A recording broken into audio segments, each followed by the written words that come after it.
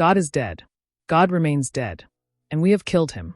These provocative words, penned by Friedrich Nietzsche in his 1882 work The Gay Science, have reverberated through the halls of philosophy, literature, and culture, sparking intense debate for over a century. What does Nietzsche mean by this? And more importantly, why does it continue to challenge our understanding of existence, morality, and society?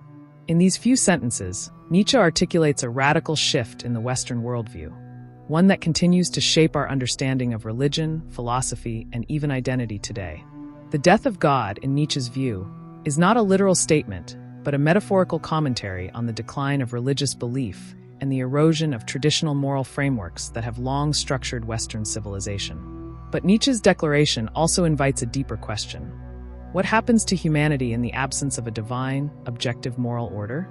How do we navigate the world when the guiding principles that once held society together are no longer universally accepted or understood? In this essay, we will explore the implications of Nietzsche's proclamation that God is dead. We'll unpack the historical context of his statement, its philosophical underpinnings, and its lasting influence on both modern thought and culture. By the end, we will reflect on what Nietzsche's ideas mean for us today, and whether they offer solutions or only present new problems. So, let's dive into this intellectual journey and explore the world that Nietzsche's radical philosophy has left us to grapple with. Before we delve deeper into Nietzsche's philosophy and the profound implications of his famous declaration, let me take a moment to welcome you to the Unfolding Journey YouTube channel. Here, we explore complex ideas, challenging concepts, and timeless philosophical questions that help us make sense of the world we live in. Whether you're here for deep discussions on existentialism, moral philosophy, or cultural analysis, we invite you to join us on this journey of exploration and reflection. If you're passionate about expanding your intellectual horizons, exploring the great questions of life, and engaging with thought-provoking content, then you're in the right place. Don't forget to subscribe to The Unfolding Journey and stay tuned for more videos that will spark curiosity, encourage debate, and inspire new perspectives. Now, let's return to Nietzsche and the world-shaking implications of his declaration that God is dead. The context of Nietzsche's statement. Friedrich Nietzsche's statement that God is dead first appears in The Gay Science, but it's developed further in his later work, Thus Spoke Zarathustra. To understand this provocative claim, we need to look at the intellectual and historical context of the 19th century. Nietzsche was writing at a time when the foundations of traditional religion, especially Christianity, were being severely questioned and undermined. The Enlightenment, which had begun in the 18th century, was already advocating for reason, science, and secularism as alternatives to religious dogma. The Industrial Revolution had radically transformed society, bringing about significant shifts in culture, politics, and economics. The rise of modern science, particularly Darwin's theory of evolution, challenged religious explanations of the universe and humanity's place within it. Nietzsche, who was deeply influenced by these developments, believed that the decline of traditional religious belief was inevitable and, to some extent, necessary. Christianity, with its moral framework based on divine commandments, had played a central role in shaping Western civilization for over 1,000 years. However, by the time Nietzsche was writing, he believed that religion was no longer capable of providing the meaning and purpose that people needed to live fulfilling lives. With the rise of secularism, human beings were left with an existential void. The death of God was, in Nietzsche's eyes, both a consequence and a reflection of this broader cultural shift. When Nietzsche declares that God is dead, he is not referring to the literal death of a deity, but to the collapse of the belief in an omnipotent, omniscient God who provides moral order to the universe. The death of God signals the end of the era when religion was seen as the ultimate source of meaning and truth. What Nietzsche meant by this was that, in the wake of the Enlightenment and the rise of modern science, the metaphysical foundations of religious belief were crumbling. As a result, traditional religious values, such as absolute moral truths, the promise of an afterlife, and the belief in divine providence, could no longer be upheld in the face of scientific and philosophical advancements. Nietzsche saw this as both a crisis and an opportunity. The loss of religious certainty left humanity free to define its own values and purpose. Yet, Nietzsche's declaration also contained a warning. He believed that without the guidance of religion, humanity could descend into nihilism, a state of meaninglessness and despair. The death of God, in other words, could lead to the erosion of moral and existential frameworks that had provided individuals with a sense of direction for centuries. In Nietzsche's mind, this loss of meaning was not just a philosophical concern. It was a fundamental existential crisis that needed to be addressed head-on. One of the most important consequences of Nietzsche's declaration is the rise of nihilism, a philosophical position that suggests that life is inherently meaningless and that there are no objective values or truths. In the absence of a divine moral order, humanity is left to confront the stark reality of existence without any inherent purpose or direction. Nihilism, as Nietzsche saw it, was a profound challenge to human existence. Without a God or higher moral order to guide us, how do we determine what is good, what is right, and what is worth striving for? Nietzsche believed that many people would react to the death of God with despair, unable to cope with the loss of meaning in their lives. This could lead to a sense of purposelessness, apathy, and disillusionment.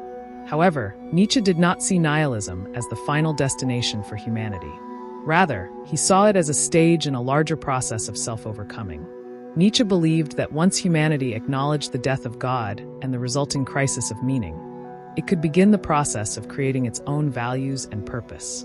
This, for Nietzsche, was the true task of philosophy, helping individuals confront the meaninglessness of existence and find a way to create meaning for themselves, free from the constraints of traditional religious and moral frameworks.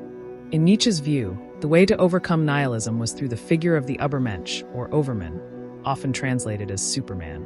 The Übermensch represents the individual who embraces the absence of objective meaning and, instead of succumbing to despair, creates their own values and purpose.